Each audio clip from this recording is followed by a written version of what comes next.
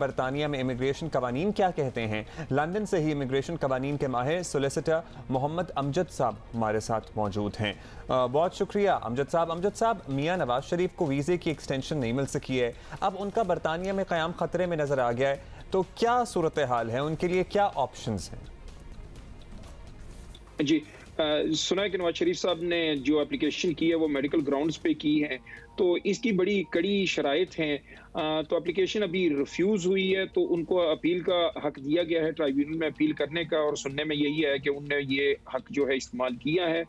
तो इन एप्लीकेशंस में ट्राइब्यूनल में तकरीबन साल खंड आराम से लग सकता है इस अपील्स प्रोसेस में, इब्तदाई जो अपील्स प्रोसेस है। उसके बाद जो है अगरचे उनकी एप्लीकेशन मजीद रिफ्यूज़ होती है तो वो तलब कर सकते हैं परमिशन टू अपील, मजीद आगे अपील करने के लिए। मगर 12-18 महीने में ये सारा प्रोसेस जो है तकरीबन खारिज हो जाना चाहिए। हम अपीलों की बात कर रहे हैं तो ये ज़रूर बता दीजिए कि आम तौर पर ये अपील वगैरह जब वहाँ यूके में होती हैं तो ये प्रोसेस में कितनी देर लग जाती है? बिकॉज यहाँ बात करते हुए एक जो हमें सेंस मिल रही है वो साल 1.5 साल टाइप मिल रही है, तो ये एक्चुअली कितना होता है प्रोसेस?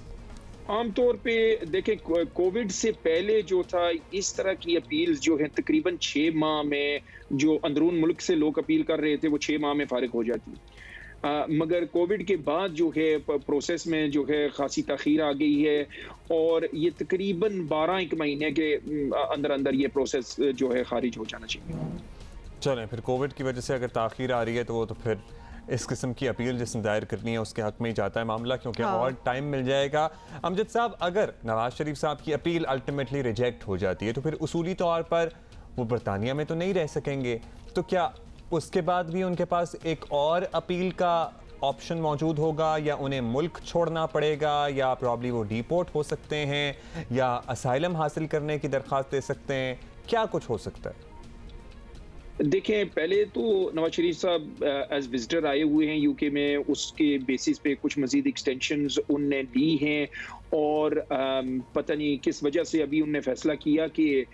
ये मेडिकल ग्राउंड्स पे एप्लीकेशन दें, शायद इसी वजह से कि वो विजिट वीज़ा एप्लीकेशंस जो हैं वो ख़तरात में पड़ी हुई थी, और उसमें उन विजिट वीज़ा एप्लीकेशंस में बड़े इश्यूज़ हैं, और उसमें एक जो अहम इशू आता है ये है कि यूके कवानीन में तब्दीलियाँ इस साल को आई हैं जो जनरल ग्राउंड्स और रिफ्यूज़ल कहा जाता है, और जिस आदमी की कोई कन्विक्शन हो जिसमें 12 महीने से ज़्यादा उनको किसी अदालत ने सज़ा सुनाई हो, जिस तरह नवाज शरीफ साहब को वो 7 साल की सज़ा इस केस में हुई है,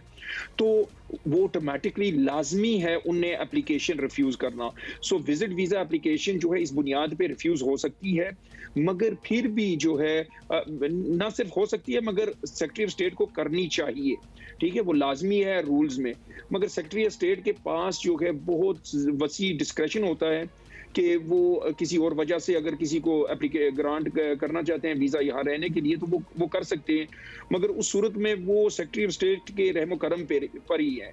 ठीक है। सो अगर ये मेडिकल ग्राउंड्स वाली एप्लीकेशन रिफ्यूज़ होती है, और मैं समझता हूँ कि ये प्रॉब्ली रिफ्यूज़ होगी क्योंकि इसकी शराइत जो इतनी कड़ी हैं कि आपकी सेहत इतनी